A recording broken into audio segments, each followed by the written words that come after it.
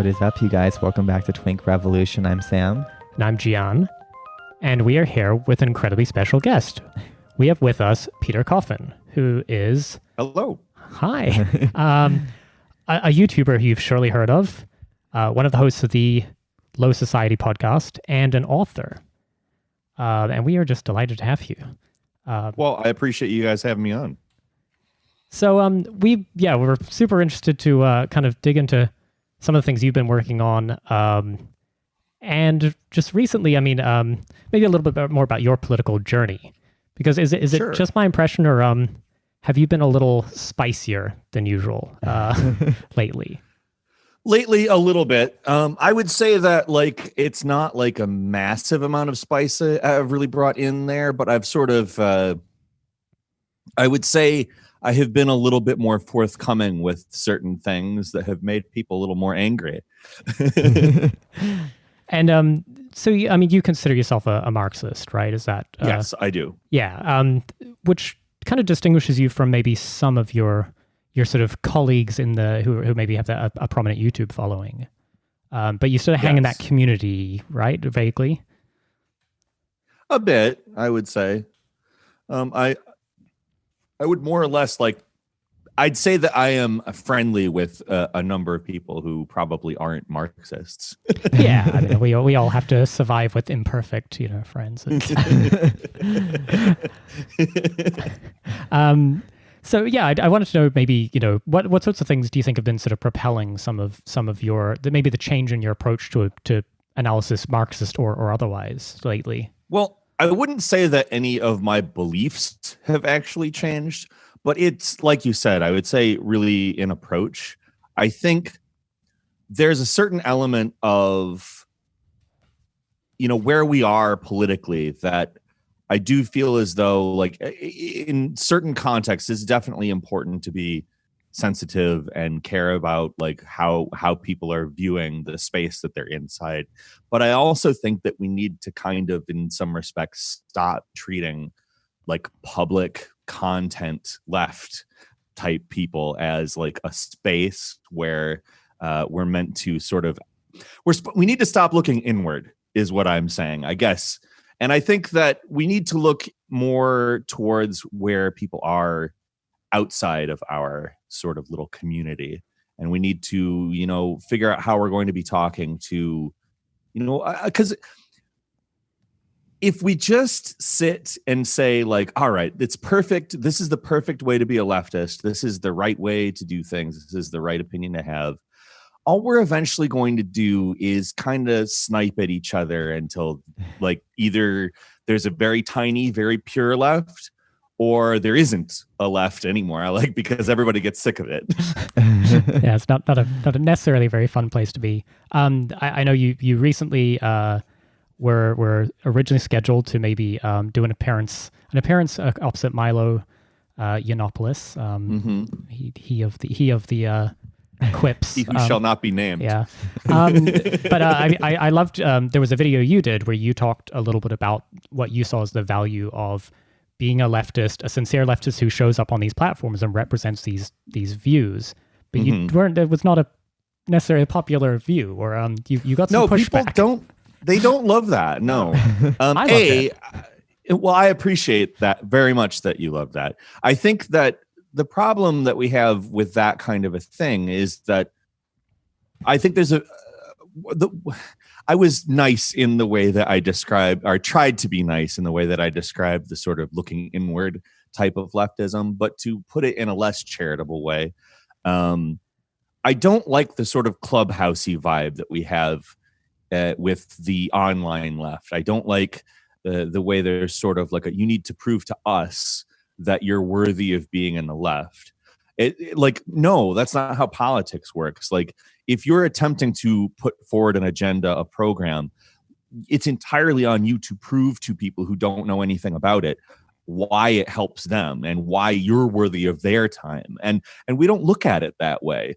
Or at least a lot of people don't look at it that way. I think more people are beginning to, thankfully. But it's the lesson that people should have learned from the 2016 presidential election, which was if you want people to vote for you, You don't call them deplorables. Weird. So you're kind of part of the breadtube community, and I know more recently you've gotten a lot of class reductionist accusations. Yeah. Which is nonsense. Like, it's just such, in my opinion, it's an accusation that's getting levied against not just myself, but other people as well.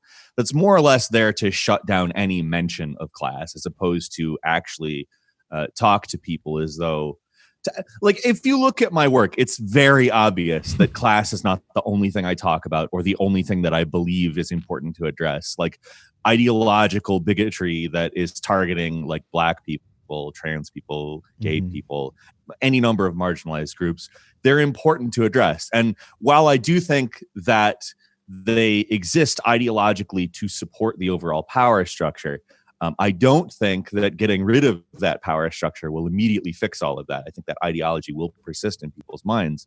And of course, that's something that we have to work on. That's something that actually matters. But I don't believe that it's possible to actually get rid of it without the system that these things have been built to justify being toppled in some way. Preferably entirely. So I actually was watching, I think, one of your videos. Sorry, the title is escaping me. It was about liberalism. It's one of your more recent ones. Probably liberalism sucks. That's it. Thank you. It was a memorable title. That brought in a lot of conservative views, by the way. Like, a lot of conservatives have contacted me like, wait a second, you liberal, like, this doesn't make sense to me. Yeah, liberalism what? isn't left. Like, they really do think liberalism is the same thing as leftism. Oh yeah, and until quite recently, there was really nobody to tell them they were wrong. Yeah, but I was curious. Yeah, in terms of these accusations of class reductionism, which it's just such a silly argument at this point. But you make, as Adolph Reed puts it, it's a canard. It's nonsense. Yeah, so in your video, I think you made the point really crisply that like these are not separable, right? This idea of like, social issues, economic issues. Gee, I'm just going to arbitrarily choose one of them. And I feel like you would presumably share our view that if you saw anybody doing that, you'd go, well, that's silly. It's silly whichever direction you do it in. Exactly. I think that the dichotomy between social and economic issues, it basically serves to sort of allow people to understand things from a sort of a false perspective. Like, let's say, actually, let's not just say, I mean, anti-discrimination laws actually exist in like housing and jobs. Like, you can't have job discrimination. You can't have housing discrimination. But in the absence of that, what is the quote unquote social bigotry attempting to do? It's attempting to keep the others out of your jobs, out of your neighborhood. I mean, and it's the same goals one way or the other. The means might be, I mean, on the surface different, but I don't know that I really consider these things that different, because again, like what we want for, like, let's say somebody wants an ethno state. You don't just get there via like calling people the N-word, like you have to do more than that. There's like laws that have to be passed, armies that have to be utilized, et cetera, et cetera. Like, it's silly, in my opinion, that people actually think that you can compartmentalize things in that way, because no, it's all linked together. It's all, I've been using this mixology metaphor recently. I think that it's kind of funny because it's like mixing a drink. Like, you have your identity, you have your class, you have all this, and you put it in a cup and you can't separate it anymore now that you've mixed it up. Sorry, it's all mixed. Drink it. Don't you find, though, perhaps the people who, I feel like in trying to do some sort of deference or to maybe duck the allegations of this dangerous class reductionism, people sometimes try and wedge what is essentially a pretty vulgarized version of identity into sort of some materialist language, and then call that maybe this is the mixology, but it's not a drink I particularly care for. Yeah, I would say. Yes, I do see some of that. Like, here's something that I think people need to understand. Race, for instance, is an ideology that was created specifically. It's an identity that was created by an ideology, by race science, specifically to oppress and exploit the other races. Like they named groups that were okay to be slaves because the Constitution of the United States of America said all men are created equal. Oh, well, how do we justify those men not being equal? Race science, like they had to create race science. And although, yes, fear of the other existed prior to what we would call racism today, and a lot of xenophobia that existed prior to capitalism, we would probably characterize as racism today. The creation of what we specifically call racism, the race science and the ideology that sort of justifies that group being where we sort of offload the extra pressures of capitalism to. That's a product of capitalism. Like it's a modernist capitalist ideology that has existed since the 1800s. It's not something else. So for like the breadtube world, it seems like this class reductionist witch hunt is kind of just taking off, while in the Twitter podcast world that kind of all started last year. What do you think ignited that sort of witch hunt of fellow breadtubers? Like, is it an ideological thing? I mean, I think there's a very strong I think some libertarian people socialist read current. I think some people read Settlers, and I think that it started there because a couple of months ago, a few people who were actually pretty good on class got to Settlers, and Settlers, I think, changed a couple of things in their minds. It is a persuasive book, although I'm not really particularly enamored with it. And I think that it says some things that are ultimately wrong. I'm not going to go into detail about that here because people can watch your channel. it's too much. It's too much to start. But I think like that happened, and then I think also people in the YouTube area have been paying a little bit more attention to what's been going on in the podcast area via Twitter, because you have the sort of the revolution consultant declaring that there's a Chapo-to-Fash pipeline, and people like go, oh well, maybe since this is a 120 tweet thread, it must be real. Well, I don't know. It's funny you mentioned the Chapo-to-Fash pipeline, because we did want to ask you about. There was a follow-up Medium post now deleted, Yes. sadly. The Peter Yes, Coffin-to-Fash unfortunately, pipeline. yes, exactly. I archived that the yeah. instant I saw it. I was like, oh my god, yes. Yeah, no, I'm happy to report I still have it. I mean, that was a pretty, for one, I mean, just sort of the rambling delusions. It's frivolous, and B, it's really incendiary to call people like connect. Like, here's the thing about the leftist space. Like, there is definitely a purity test mindset that goes on. And to call somebody a class reductionist, or worse, a fascist, it's not just like saying you have this political viewpoint. It's saying you're evil. Right. Well, that's a point. I think we got some weird class reductionism allegations. I think probably early in the year, late last year, something like that.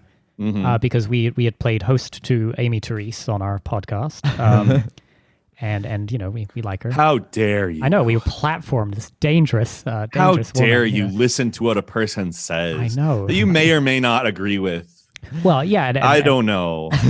Right. And so I guess, that sort of allegation sort of, it starts to stick at some point. It's just people sort of believe there's some stink. And so this Peter Coffin-to-Fash pipeline, the allegation was that you sort of palled around with some dangerous types like Kelly, and I know Angie was probably implicated somewhere in that. It was a mishmash. Angie typically gets implicated as an evil person, I believe, because A, she's black, and B, she has less followers than I do. So she's an easier target for multiple reasons. And people like to refuse the idea that it's black, and they also like to be like, you're doing identity politics. It's like, no, I think that ideologically racism exists, and it makes black people easier targets. Like, because A, I'm not a class reductionist like you think, and B, I also am a materialist, which means that ideology and the justifications are part of the conditions that I'm attempting to criticize. Well, yeah, I mean, and it is interesting, right? That I think you've been quite successful in maybe standing up to the bullies. I mean, it's the Mark Fisher line, right? The bullies were another part of the playground. Yeah, it's been literally 10 years. The back in 2011, Gawker put out an article based on a gossip post that I made up a fake girlfriend, and I was being catfished at the time. Yeah, which is an interesting framing of that type of a thing. right. But anyway, that really like messed up my career at the time. I was a comedian on YouTube, and then that sort of continued for a couple of years, and then Gamergate started up, and I got pulled into that because I was like, they're doing the same thing to her, and it's like so I have a lot of people who say a lot of false things about me, and the last few years I've just been like, you know what, fuck it, I'm fighting back. Yeah. Well, it's been very impressive to see it. So that's why I wondered for somebody like Angie, Angie Speaks, who's a co-host of Peter's on the Low Society podcast. The level of vitriol, which is even perhaps if Angie tweets anything, there'll just be a bunch of like fuck Peter Coffin, fuck Peter Coffin, fuck Peter Coffin. Well, yeah, it's so really funny. She can agree with me too, and they'll go after her. Right. They'll try to use her to get to me because she agreed with me, and she's a smaller, again, same reasoning. But like it's so bizarre because like we'll put out something that is again actually like a controversial take, and people will find ways for it to be wrong. I mean, I don't have an example for you, but it happens like at least once a week where people are like, "Oh my God, this thing where Peter says that working class people have less money. I have to find some," like it's just like they find something ridiculous to argue against. And a couple weeks ago, there was the people who tried to argue against me saying that like class matters when you're talking about marginalized people. Otherwise, you'll end up with the conclusion that all of a marginalized group might be rich or something like that. I was alluding to anti-Semitism, and people started linking me things that were saying the median income of Orthodox Jews is like $157,000, and I'm like, A, Orthodox Jews is not Jews. That's like a pretty important distinction. B, income is not how a Marxist does class. It's owning or not owning, my friend. And C, like you're now justifying anti-Semitism. Like that's what you're arguing. You're arguing against me saying anti-Semitism is bad by justifying it with incomes. It's like, what are you doing? Protocols of the elders of Zion like every week. Make it woke, It's true. And this is what I, have the last couple of days been dealing with. This there was a comedy skit that some liberals put out where they were comparing wokes and racists. Yeah. So and, good. It's not, is it theoretically accurate? No, like it definitely isn't completely representing the anti-racist viewpoint entirely accurately, but it does ring true to when you see, like, if you remember maybe a month or two ago, there was the video of that woman going, "This is not your hood." Yes. To white protesters mixed in with black. White protesters, come over here. It's like, that's segregation. Like the point of a protest is numbers. You're literally undermining this. White protesters, this is your drinking fountain. Black protesters, yeah, exactly. This is yours. We've got this bathroom for you. I'm doing anti-racism.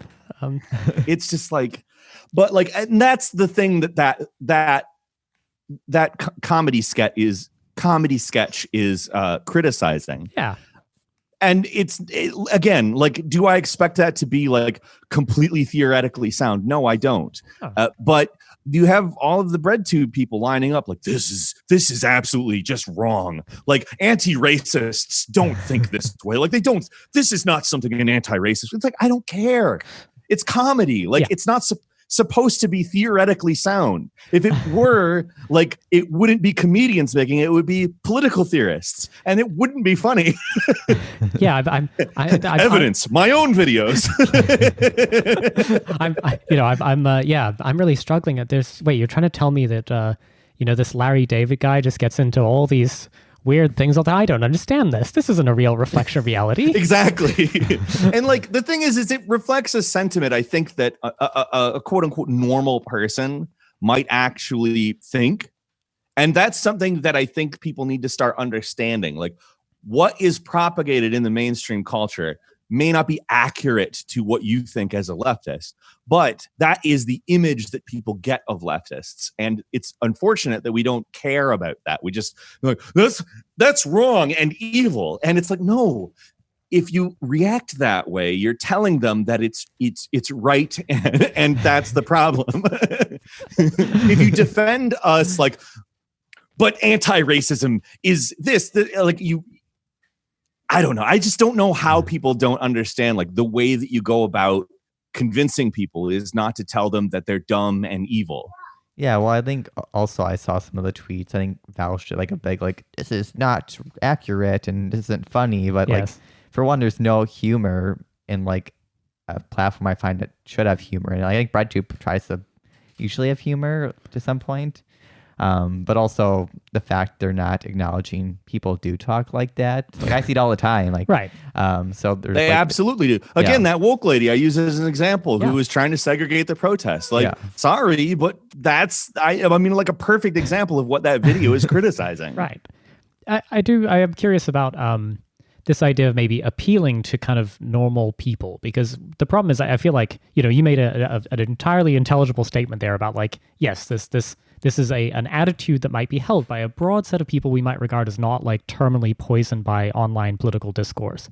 But if you try and sort of formulate any opinion like that, do you find you get pushback where people say, well, you're just, you're making up some invisible imaginary white working class? And well, yeah, I mean, anytime I talk about, when I say working class, I mean the working class. I mean, black people are just, black people are disproportionately represented in the working class. LGBTQ people are disproportionately represented in the working class.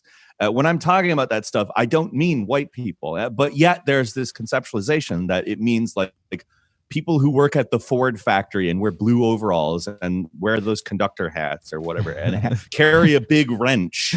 And it's like, no, that's, I mean, it's weird that image has become so like ingrained in the people who are literally like, quote unquote, fighting for the rights of marginalized people. What does marginalized mean? Does it mean all material needs are provided for? No, it doesn't. Marginalized would by definition mean that they're deprived of something and pushed to the side. What class is that going to put them in? But that's, again, besides the point. Just sort of bringing people to an analysis that is more universal is so difficult because they believe that if you talk in universalist terms, you're attempting for some reason to exclude people. And it's like, no, that's the literal opposite of what I'm trying to do. When I say like, I want Medicare for all, it's because look at countries with socialized healthcare. Everyone gets healthcare. That's what I want. I don't want you. And I also very much want healthcare to be under all one jurisdiction. I don't like the idea that different states have the ability to change, laws about healthcare specifically. You put it all under Medicare for all, it's all under federal jurisdiction. So you're covering trans people, you're covering, services that might be controversial in certain states. It doesn't matter. They don't get a choice. And, I don't like the idea that municipalities don't get a choice, but at the same time, we're in a power structure that's arranged in a manner that ideology has been propagated by the exact same structure that would force this healthcare on them. Like, oh no, not healthcare.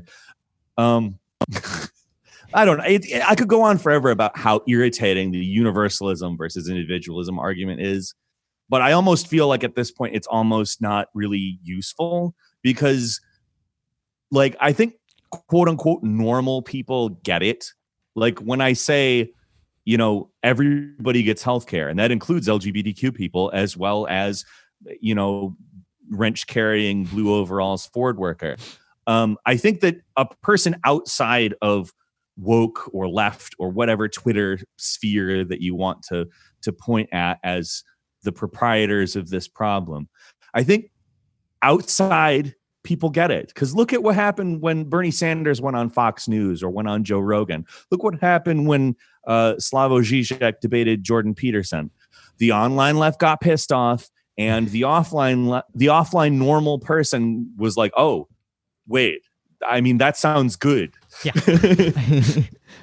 So, in terms of that, like, that universe, well, I've seen a lot of people maybe come to the position that the people who insist on misunderstanding universalist arguments might be doing so kind of intentionally.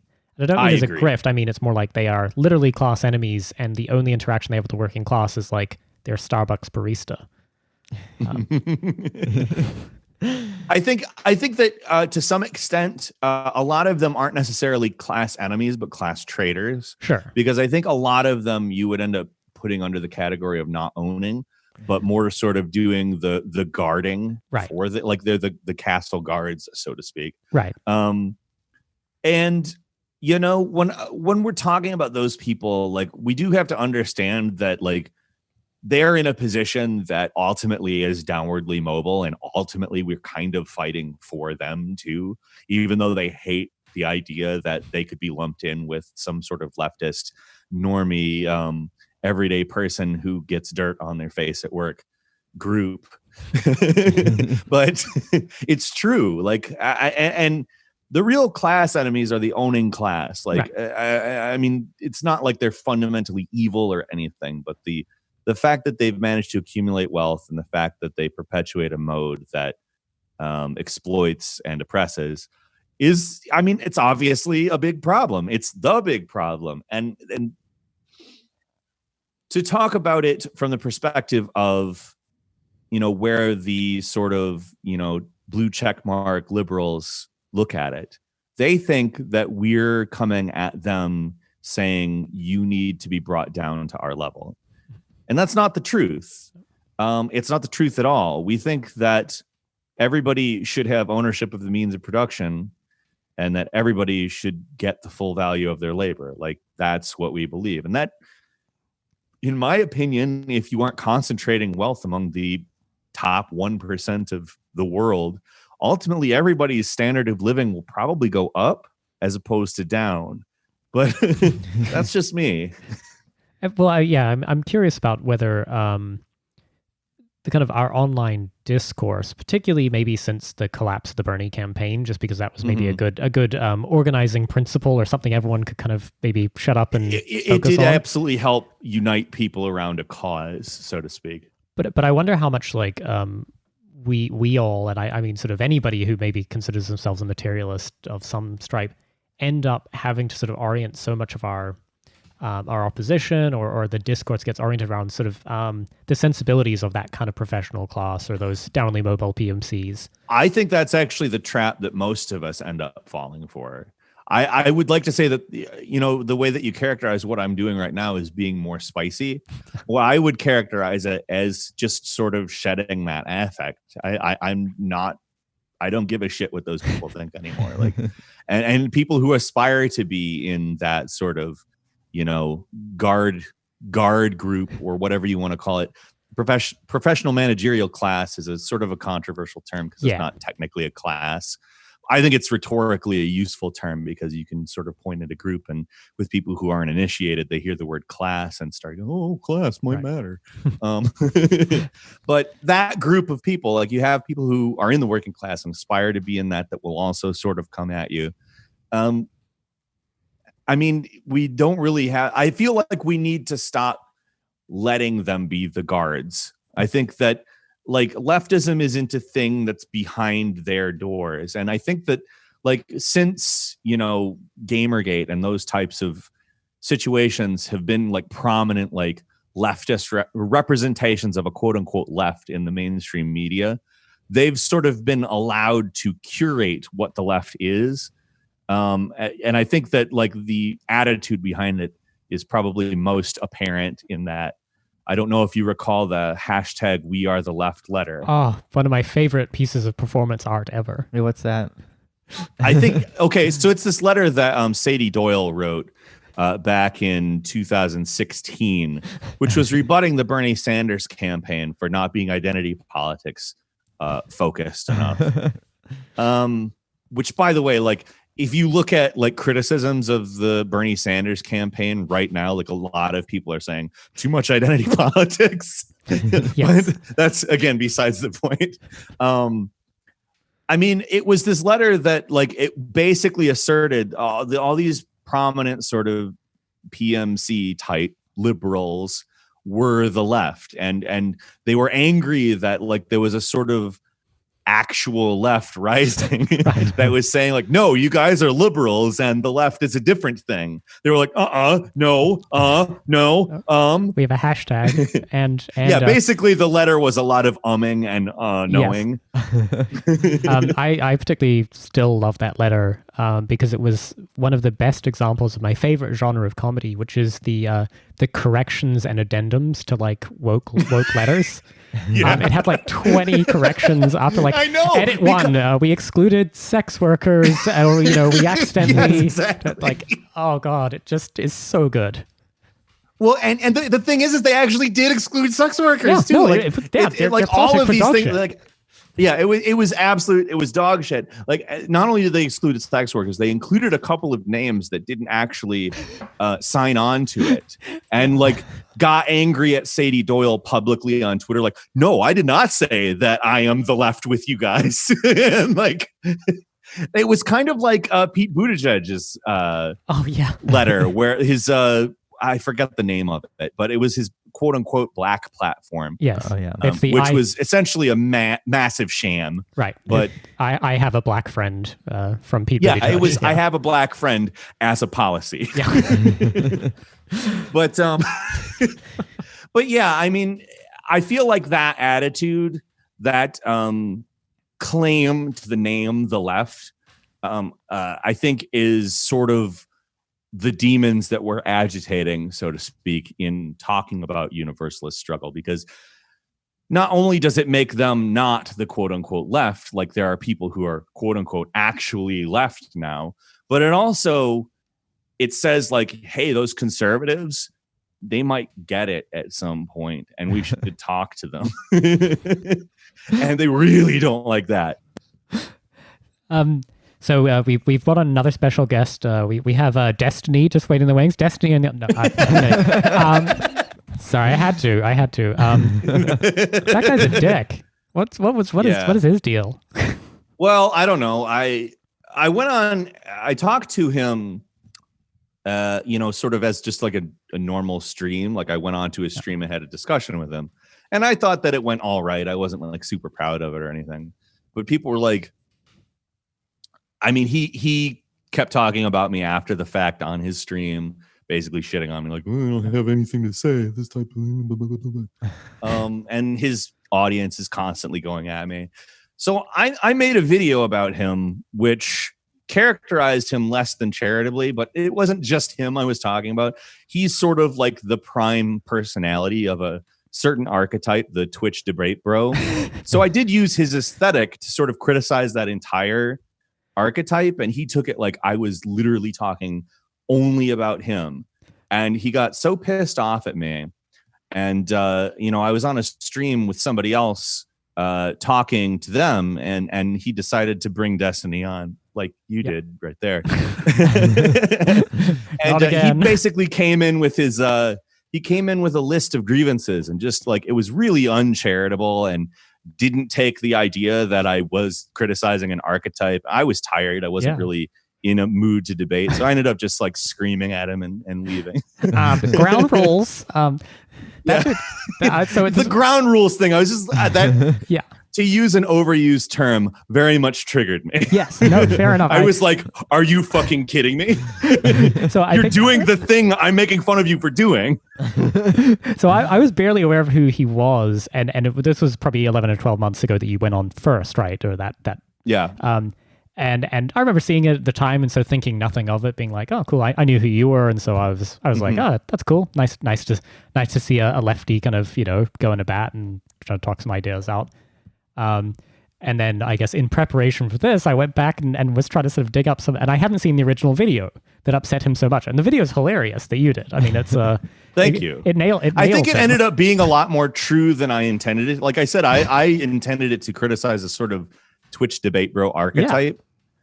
And he has since that video has come out, like unapologetically used the N-word on his stream and like done all of these things that like I'm more or less criticizing in there that I didn't necessarily mean to criticize him directly about. But like he kind of is like the leftist or the liberal Ben Shapiro. Yeah. No, even in affect.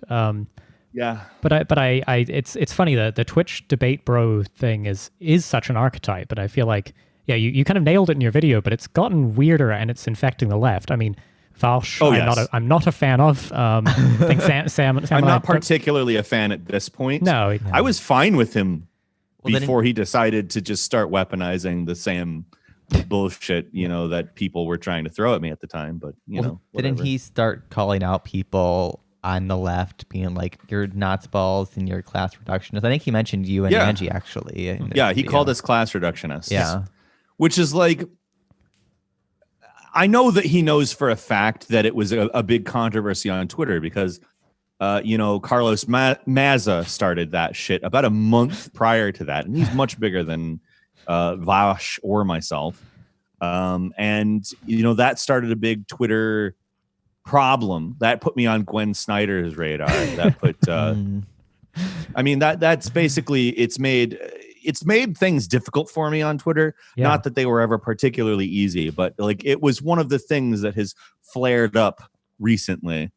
But so I don't believe that he doesn't know that was going on because he uses Twitter and my name gets used on Twitter a lot. People on Twitter dislike me a lot, so they tend to. I feel like he knew that that's the current bad thing for leftists to be, and he characterized myself. He characterized Angie and Ashley and Chapo Trap House and Kyle Kalinske, who is not. I mean, he's a social democrat and doesn't even have a Marxist conceptualization of class. And that's not even like I'm not using that pejoratively. No, he just doesn't. If you asked him, he would say not his viewpoint. Yeah. Yeah, it seems like so much of the breadtube world is just building a personal brand, dunking on everyone else. It does feel that way, doesn't it? I feel like when I hear about breadtube, which I'm not super familiar with, it's just far more toxic than like the podcast, even sometimes Twitter That's a perfect world. Podcast where we never have any drama. Well, we don't listen to anyone. Yeah, do you perfect podcasters and our beautiful boaters? It's true. Yeah, do you watch other like a lot of other channels? I don't anymore. I used to very much really try to lift up a lot of smaller channels. Mm-hmm. But what I've found is that eventually they want to attack me. Yeah, oh, no. So I've stopped doing that. So that kind of takes me to maybe something I did want to ask you a little bit about in terms of, I mean, social media in general, but particularly media platforms, including ours and yours and everybody's. I mean, does lead to a certain kind of like self-commodification, and it does. Well, I mean, it's automatically right. If you put out an entertainment product, you are on some level a commodity. Whether it's necessarily that you're commodifying yourself, like in the form of a live performance, or you're putting out a video, which is, I mean, it's a slightly more complex exchange to put out a YouTube video because the end user isn't the one paying for it, but it is a commodity exchange. I mean, yeah, you're definitely commodifying yourself. Yeah, I'm kind of wondering, what is it doing to us? What's it doing our brains? I mean, I look at like TikTok and like things like that. I kind of weep. Question. I weep for the next generation. Yeah, I kind of look at it like we unfortunately, like whether we really attempt to or not, sort of accept a market logic in our lives. And it's not necessarily just people who make content either. I think that like relationships are very among these same lines. You have your dating apps, even friendship in some extents. Like there's a lot of people who are thinking in the terms of like, I scratch your back, you scratch mine. What do I get out of this? What have you done for me lately? Et cetera, et cetera. And I think that that's sort of a cloister of a lot of different like idioms that feeds into the neoliberal marketize everything ideology, which is sort of the central justification for capitalism at the moment. We live in this consumer world where everything that we do, all of the choices that we make are consumption choices. We consume things to change the world. Like if we buy vegan, we're going to make the world vegan, apparently. Like, I don't know how that works, but we don't really think about how it works though. Yeah. But like everything, I emphasize that, is a commodity in some way.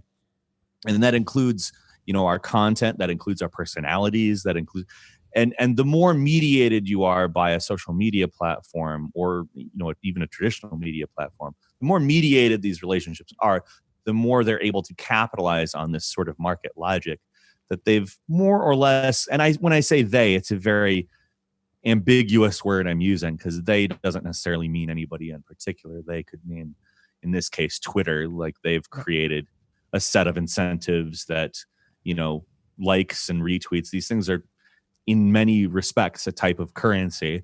But it's market exchange. It's constant market exchange, where we're looking at, these things that maybe not always had like pure viewpoints. Like, I do think that people, 300 years ago also used other people in some way. I don't think that that's nonsense or anything, but like the way that we look at people, like in terms of solidarity, in terms of friendship, in terms of relationships, there's forces that are taking advantage of it now that never were in the past. And it incentivizes us towards, I think, a much more utilitarian viewpoint of relationships, a very or a less human viewpoint, to put it in a more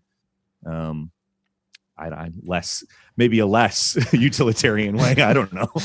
But I don't know. It ends up being, we end up really confusing what these relationships and what these things are supposed to be. We end up getting different things out of it than we would have 300 years ago, I would say. And that, can I tell you exactly what that's doing to our brains? No, but I will say it's kind of training us to constantly look at things in kind of a gross way, honestly. Right. You don't, any life experience is really just an opportunity to produce media, right? I mean, that's, and also, like, the other thing is any life experience is an experience. Like, yeah, true. The way that they use the word experience now, like when you go to Disney World, that's an experience. It's a commodity.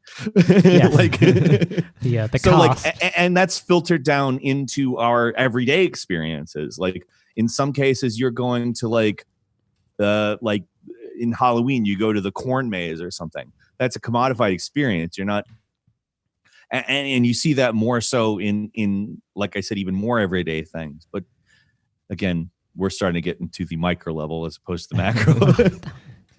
So it seems like so much of like the online left really has adopted this like libertarian, socialist, or anarcho-communist kind of identity. Like Marxism, especially on YouTube, it's very minimal. I think it's like you and like maybe a handful of others. I guess, what are your thoughts on that kind of ideological framework dominating the left? And do you think there's going to be a break at any point, or? Well, I think that it kind of goes along with the fact that neoliberalism kind of atomizes us, and the idea of anarchy, these sort of flattened hierarchies, but unaffiliated, except for by, whatever contracts or agreements that you might put together. I think that it sort of seems more natural to a person who has lived in neoliberalism. Yeah. And I think that it's I don't think that it's liberal. Automatically anyways.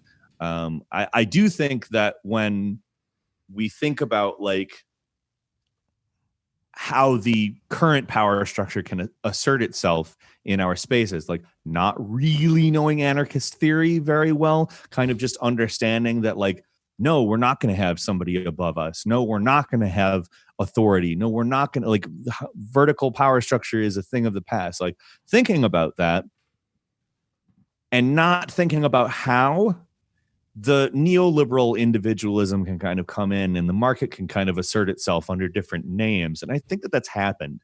I wouldn't say that I endorse like a statist view. I'm certainly not like, I would call myself unorthodox in most fashions. I'm not really particularly enamored with any particular method of revolution or anything like that.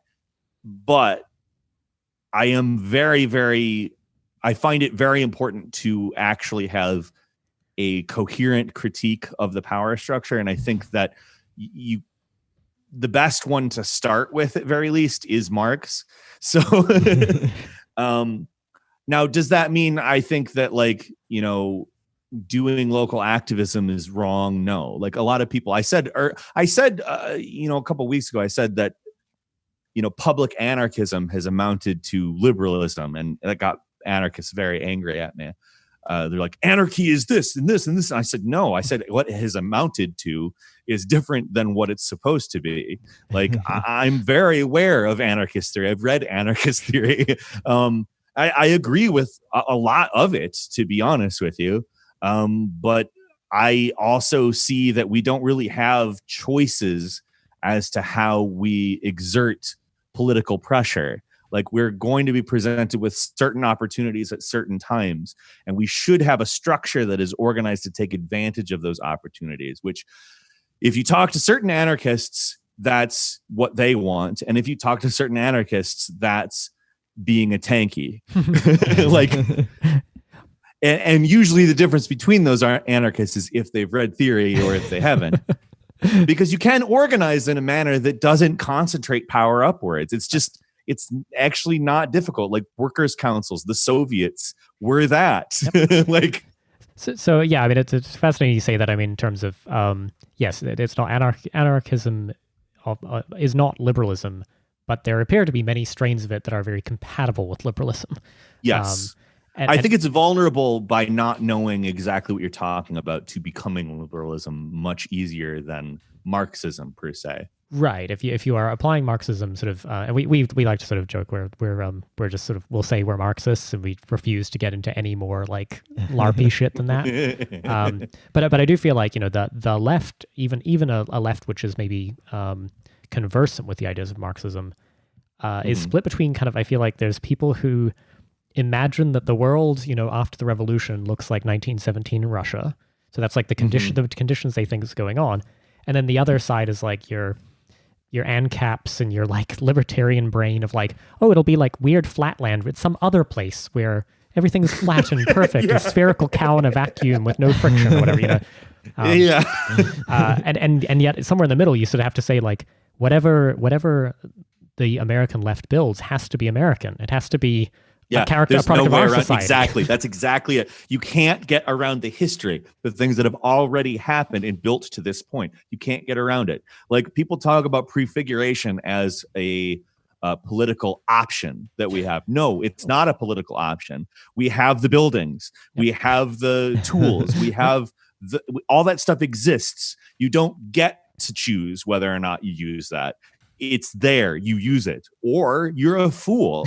If we just start, smash all the mills and, if you destroy absolutely everything. Yeah. And this is, I've seen people make this case against certain other aspects of like, if we start with the statues, they're going to start destroying buildings on that. Well, that will make things more difficult after the revolution. And I mean, kind of yes, kind of no.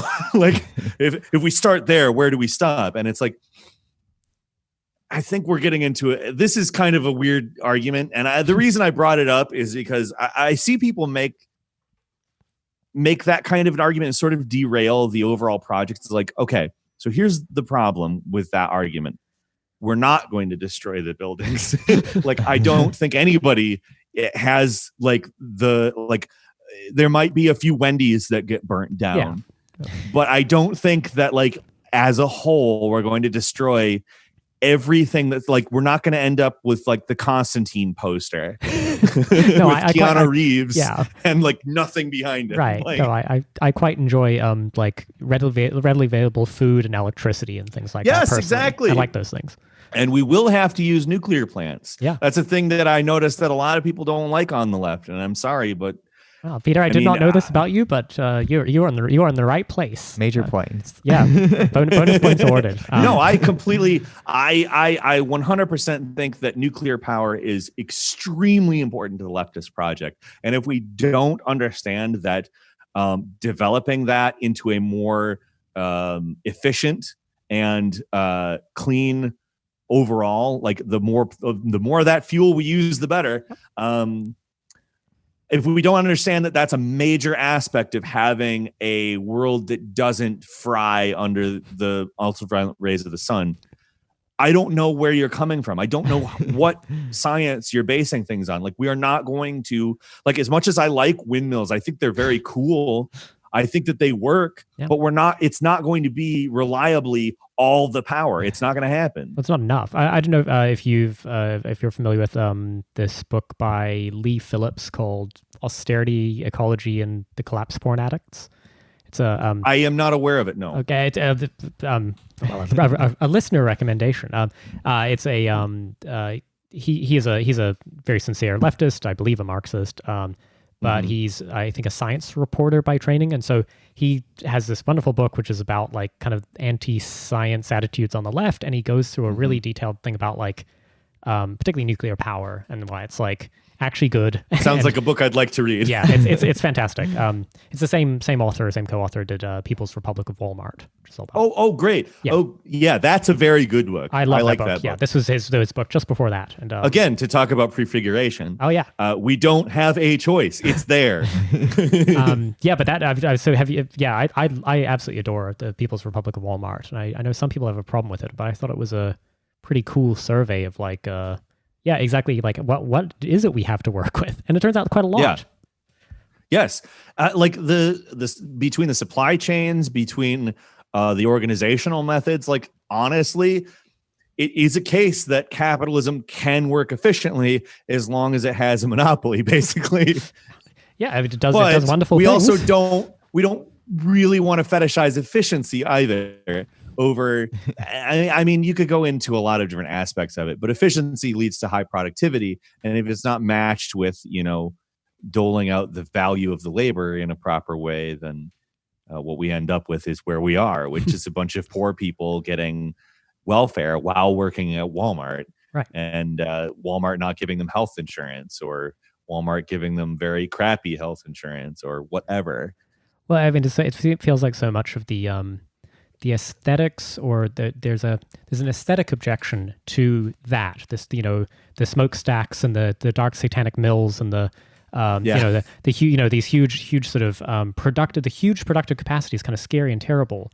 But it's this kind of like battle for Seattle, like kind of no logo, tearing the Nike swish off my sneakers kind of aesthetic to say, that's not the problem. That stuff's good. That stuff will all be very useful. The problem is, as you say, the workers and how horrible their lives are. Yeah, I mean, it's making the boogeyman out of the aspects of things that maybe aren't even actually that relevant to the conversation when we're talking about where the value of labor goes. But at the same time, when we do talk about Walmart, like, it is kind of an awful company. Like, totally. It's not wrong. It's just like, what are the aspects of it that are similar to a program we'd like to institute? And could we institute a fair program on top of that infrastructure? And I think the answer is yes. Yeah, no, absolutely. I mean, the fact that I can, right now from the comfort of this chair, obtain pretty much anything I can imagine in 2 days or less is an incredible capacity. It's fucking amazing. Yeah. Like, the fact that I have a battery powered lawnmower and my battery is starting to get crappy. So it doesn't last my whole yard. Right. Yeah. I ordered a battery yesterday and I got it today. This off-brand electric lawnmower that I've got, like, I didn't have to even think about like anything about, like, it took me no time at all. I typed in battery for lawnmower and the battery I needed was right there.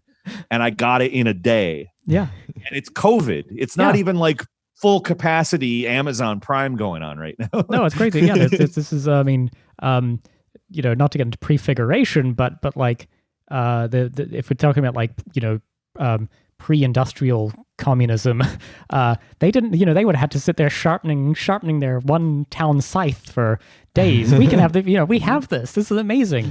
We can do full communism. Again, Marx had the viewpoint that in order to get to socialism, you had to have capitalism. And I don't know that I entirely agree with that, because although like there is a lot of evidence that the USSR wasn't necessarily socialism, they did skip capitalism for the most part.